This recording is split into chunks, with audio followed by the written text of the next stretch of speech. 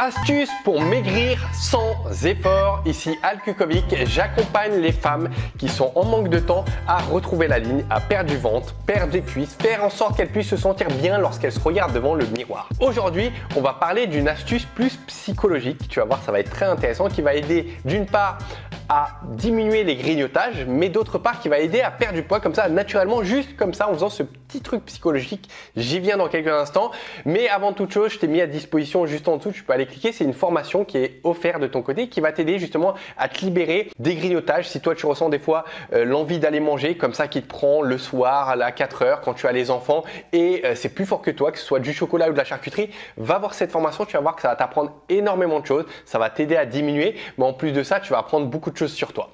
Rentrons dans le vif du sujet. Qu'est-ce que c'est que cette astuce? Alors, c'est la capacité à éviter de stocker de la malbouffe à la maison. Alors, reste attentive puisque tu vas voir que c'est beaucoup plus profond que ce qu'on le croit quand on le lit comme ça. Dans de nombreuses recherches, on a observé des familles. Ok, elles sont arrivées, on a regardé leur habitude alimentaire. Qu'est-ce qu'elles achetaient au supermarché et on a croisé toutes ces données avec leur poids, leur forme physique et leur taux de graisse. Ce qu'on a vu, les conclusions, elles sont très simples, c'est que une faible estime de soi et un stockage d'aliments à la maison, ça amène à manger plus de calories et à prendre du poids. Qu'est-ce que ça nous apprend? C'est un biais psychologique très intéressant. C'est que lorsqu'on a de la nourriture à la maison, eh bien évidemment, quand c'est sous les yeux, on va le consommer facilement. Je pense que tu l'as expérimenté lorsque tu es au bureau et que tu as les amandes, les cacahuètes, les noix de cajou qui sont là. On a tendance à en consommer pas mal, même si c'est sain. Au final, ça reste des calories, on en consomme. Pareil à la maison, lorsque c'est sous les yeux des enfants ou c'est sous tes yeux, c'est dur de résister. Sauf que là où c'est très intéressant, c'est que ce biais psychologique, c'est quoi? C'est lorsque en fait on n'a pas ces aliments à la maison. Lorsqu'on n'a pas ces aliments au bureau, on aura plus la flemme de sortir les acheter que l'envie d'en consommer. Donc au final, l'une des clés qui va pas te demander d'effort, c'est justement de faire très attention à ce qu'il se passe au supermarché. Si toi, ce que je viens de te dire, tu te sens concerné, tu te dis ouais, quand je suis à la maison, le soir, tout ça, j'ai tendance à craquer. Lorsque j'arrive du travail, je suis fatigué, j'ai plus de motivation, c'est trop simple de craquer.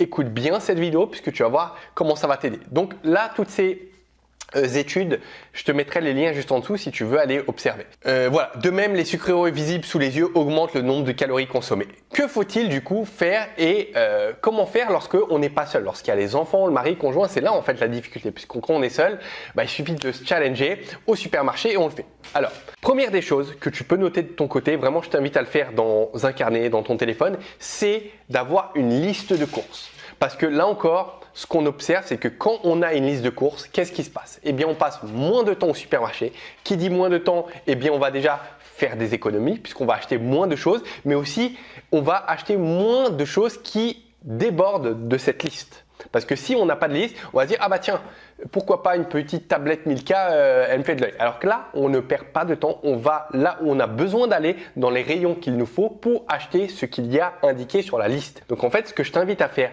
comme bonne habitude, c'est au fur et à mesure de la semaine, toi, avec ton mari, ou vous faites un fichier en commun que vous alimentez, si vous remarquez qu'il manque de l'huile d'olive, on rajoute sur la liste de courses l'huile d'olive, que ce soit manuellement, peut-être sur le frigo, l'écrire ou par le biais d'une application en commun et d'ajouter au fur et à mesure les différentes choses qui manquent. Comme ça, le jour des courses, on va directement à ce qu'il faut et ça évite du coup, comme je te l'ai dit, même de dépenser plus d'argent.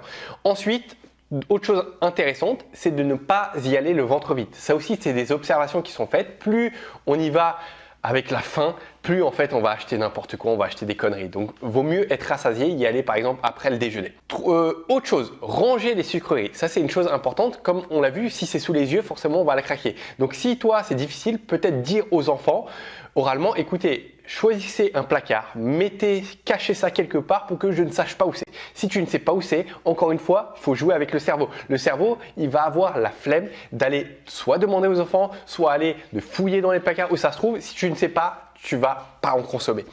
Et dernière des choses, avant-dernière plutôt, c'est de faire en sorte que les enfants ne mangent pas typiquement devant toi ces sucreries.